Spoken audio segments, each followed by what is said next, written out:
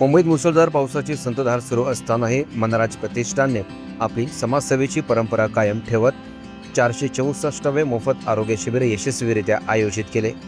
SDIL गृहनिर्माण संकुलातील इमारत क्रमांक 20 येथे आयोजित या आरोग्य शिबिराला नागरिकांनी उत्स्फूर्त असा प्रतिसाद दिला आहे।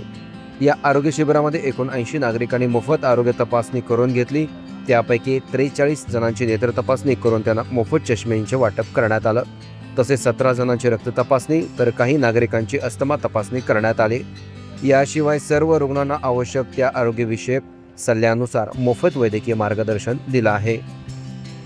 हे आरोग्य शिबिर यशस्वी करण्यासाठी डॉक्टर नेहा यादव, डॉक्टर फरीश हासमी, जालिंदर साळवे, विद्या यादव, हिरेन पांचाळ, आमीन सेवा मंडळाचे खलील शेख, सजिद शेख, फैजान शेख, वसीम शेख, किरण शेळके, सुबकीर सिंह यांनी विशेष सहकार्य केलं।